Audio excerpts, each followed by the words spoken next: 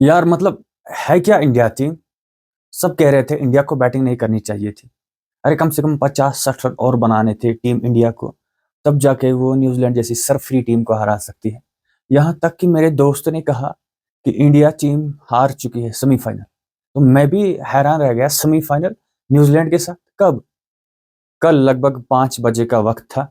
मैं नमाज पढ़ने के लिए चला गया और उसके बाद जब मैंने नमाज पढ़ी तो मुझे कुछ शॉपिंग करनी थी, कुछ चीज़ें लानी थी घर के लिए एज़ यूजुअल। तो मैं चला गया दुकानदार के पास और रास्ते में मुझे अपना दोस्त मिला। वो मोबाइल देख रहा था तो मैंने ज़्यादा ध्यान नहीं दिया उसके मोबाइल की तरफ। जहाँ से मुझे चीज़ें खरीदनी थी मैंने नज़र दौड़ाई, वहाँ पे बहुत सारे लोग थे, एक के पीछे एक के पीछे एक के। मैंने कहा यार अभी बहुत भीड़ है, 5-10 मिनट तो लगेंगे, तब तक अपने दोस्त के साथ जो अभी मेरे सामने है इसके साथ गपशप करेंगे, थोड़ी सी बातें करेंगे। तो मेरे दोस्त ने कहा कि इंडिया खत्म, टाटा बाय बाय। मैंने पूछा क्या हुआ भाई? बोला अभी सेमीफाइनल चल रहा है, न्यूजीलैंड ने उनको 249 रन पे ऑल आउट कर दिया, सेमीफाइनल हार चुकी है इंडिया। मैंने कहा अच्छा कैसे? तो मैंने उतना ज़्यादा ध्यान नहीं दिया क्योंकि मेरे दिमाग में था मुझे चीज़ें खरीदनी थी घर के लिए। तो उसने जल्द ही अपनी बात को स्विच कर दिया और कुछ बात छेड़ने लगा, तो मैं भी मज़े से उसकी बातें सुन रहा हूँ। ये गुफ्तगू करीबन 5 से लेके 10 मिनट तक चलती रही। तो वो अपनी तरफ से बातें कर रहा था अपने प्रोफ़ेशन के बारे में, काम के बारे में, ये वो। तो बिल्कुल मैं मज़े के साथ उसकी बातें सुन रहा था। तो ज्यों ही मैंने फिर से देखा दुकान की तरफ तो थोड़ी-सी जो भीड़ है वो कम होने लगी थी। तो मैं चला गया अपनी चीज़ें खरीदने के लिए और मैंने चीज़ें खरीद ली और मैं चला गया घर की तरफ, वापस रवाना हो गया। तो इतने में मेरा दोस्त जो था वो भी चला गया, कहीं नज़र नहीं आया। लेकिन घर पहुँचते ही इफ्तारी जो है टाइम नज़दीक आ पहुँचा, लेकिन मेरे ज़हन में ये चल रहा था कि भाई मेरे दोस्त ने क्या बोला, सेमीफ़ाइनल हार गई इंडिया। तो ये बात दिमाग में चलती रही। लेकिन यहाँ से इफ्तियारी का वक़्त हो गया तो मैंने इफ्तियारी की। उसके बाद में फिर से मगरिब पढ़ने के लिए चला गया, नमाज़ पढ़ने के लिए। और हमने यूँ ही नमाज़ अदा की, कायम की, तो वापस मैं घर की तरफ रवाना हुआ और खाना खाया घरवालों के साथ। और उसके बाद मैंने अपने रूम में जाकर मैं बैठ गया और मैंने जियो हॉटस्टार पर क्लिक किया। मैंने कहा अभी हमने खाना खाया, अभी थोड़ा-सा, क्योंकि संडे था कल तो मेरा कोई क्लास नहीं था ऑनलाइन। तो मैंने कहा चलो देखते हैं क्या हो रहा है अभी जियो स्टार पे, हॉटस्टार पे। तो मैंने यूँ ही देखा न्यूज़ीलैंड वर्सेस इंडिया मैच चल रहा है। तो मैंने क्लिक किया तो मैं देख रहा हूँ कि पहले बैटिंग करते हुए इंडिया ने 249 रन बनाए हैं, लेकिन न्यूज़ीलैंड भी खेलने के लिए आ चुकी है। 50-57 रन पे लगभग 2 खिलाड़ी आउट हो चुके हैं उसमें भी। मैंने कहा 30-40 रन शायद इंडिया शॉर्ट रह गई और रन्स करने थे ताकि वो न्यूजीलैंड जैसी सरफरी टीम को हराए इस मैच में। तीसरा मैच था ग्रुप ए का। तो मैंने कहा चलो देखते हैं। तो उसके बाद फिर वक़्त आ गया नमाज़ का, यानी तरावी पढ़ने का। तो तरावी मैंने अदा की, कायम की।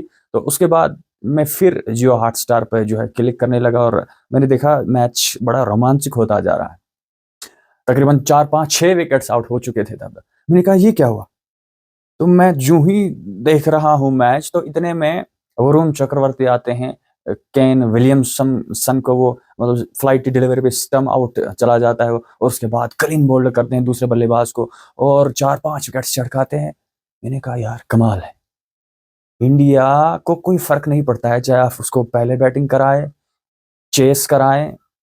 ये समझ नहीं आ रहा कि इंडिया टीम, हालाँकि कई सारे नए भी खिलाड़ी हैं जिन्होंने 50, 60, 100 ओडीआईज़ खेले हुए हैं। बाकी टीम्स के साथ भी ऐसा है, उनके पास भी 100 ओडीआईज़ खेलने वाले मतलब बहुत सारे खिलाड़ी हैं, लेकिन उनकी परफ़ॉर्मेंस बॉटम पे और इनकी परफ़ॉर्मेंस टॉप पे। तो देखते-देखते मैंने क्या देखा कि इंडिया टीम लगभग 44 रन से वो मैच जीत गई।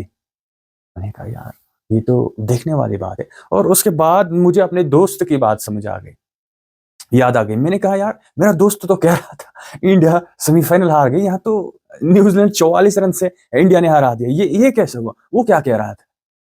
तो फिर मैंने थोड़ा-सा गौर किया, मैंने देखा कि इंडिया टीम जो है एक बैलेंस टीम है, यानी ओपनर से लेके लोअर ऑर्डर तक जो बल्लेबाज हैं लगभग 8, 9, 10 की अगर हम बात करेंगे, जडेजा तक जो है बल्लेबाज़ी कर सकते हैं, उनमें क्षमता है। खेलने की। तो वहीं पे मैं देख रहा हूँ कि सिर्फ वो बल्लेबाजी नहीं कर सकते, उसके साथ साथ वो बॉलिंग भी कर सकते हैं। मतलब ऑलराउंडर्स रखे हैं इंडिया ने अपनी टीम में, 3 4 5 6 ऑलराउंडर्स। आप खुद समझिए। और ऐसे ऑलराउंडर्स नहीं कि मतलब बॉलिंग करेंगे बैटिंग नहीं करेंगे, या बैटिंग करेंगे बॉलिंग नहीं करेंगे। फील्डिंग भी करते हैं, बॉलिंग भी करते हैं, बैटिंग भी करते हैं, यानी हर तरह से जिस तरह टीम को जब जरूरत होती है जिस चीज की, वो डिलीवर करते हैं प्लेयर्स। तो कमाल की टीम है भाई। तो ऐसे ही ऑलराउंडर्स अगर हम बाकी टीम्स में देखेंगे तो बस नाम के ऑलराउंडर्स। परेशानी है, मेरे साथ क्या दिक्कत है कि जब भी मुझे कोई चीज अच्छी लगती है, पसंद आती है, तो उसके बारे में मैं सर्च करने लगता हूँ। तो इसी तरह मैं टीम इंडिया के बारे में सर्च करने लगा, ढूंढने लगा कि ऐसा क्या है इंडिया टीम में कि वो पहले बांग्लादेश को धूल चटा चुकी है, पाकिस्तान को शिकस्त दे चुकी है, न्यूजीलैंड के छक्के छुड़ा चुकी है। ऐसी क्या चीजें हैं इंडिया टीम में तो इसको अभी इतना अनबीटेबल टीम अभी बना रही है।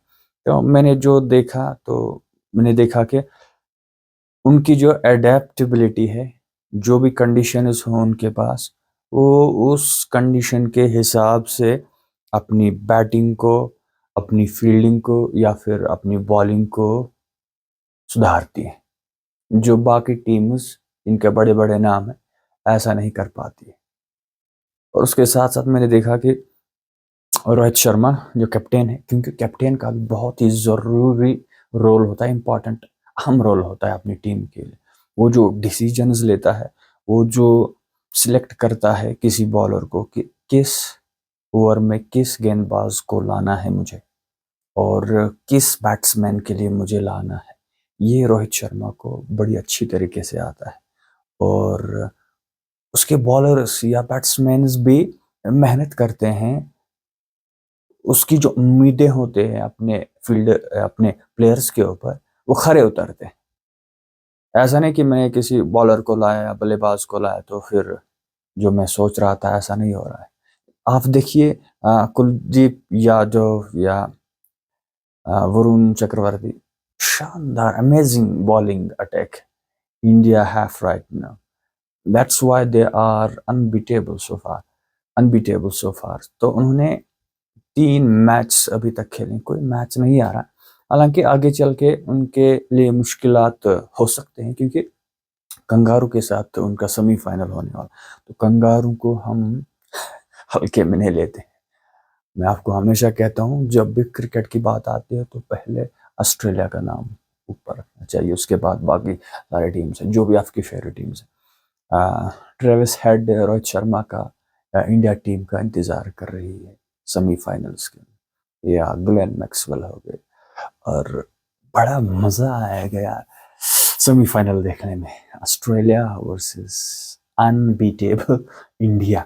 और उसके बाद में और गहराई में जाके देख रहा था कि 3 3 मैच सारे जो टीमें हैं उन्होंने लगभग खेल चुके हैं। तो साउथ अफ्रीका के ऊपर मुझे डाउट था शायद ये नहीं पहुंचेगी सेमीफाइनल में, लेकिन पहुंच गई अपनी मेहनत से। और अफगानिस्तान ने इंग्लैंड जैसी टीम को हराया। That's why it's called that cricket is unpredictable game, कभी कुछ भी हो सकता है। तो हम पहले ही नहीं बोल सकते कि 100% ये जीतेगी ये जीतेगी। हम ये बातें कर रहे हैं कभी कभार बिकॉज ऑफ डेटा और पास्ट हिस्ट्री। तो सेमीफाइनल बहुत ही टफ होगा। तो अगर मेरे हिसाब से विनिंग परसेंटेज की बात करेंगे तो मुझे लगता है ऑलमोस्ट 65% मैं ऑस्ट्रेलिया के साथ जाऊंगा, because of their past record, क्योंकि 2 बार आईसीसी चैंपियंस ट्रॉफी विनर्स रहे हैं, उन्होंने ही खाता खोला है। और लगभग 35% में जाऊंगा इंडिया के फेवर में, क्योंकि Australia team unpredictable, unbelievable. India team balanced team, most confident team so far in ICC Champions Trophy.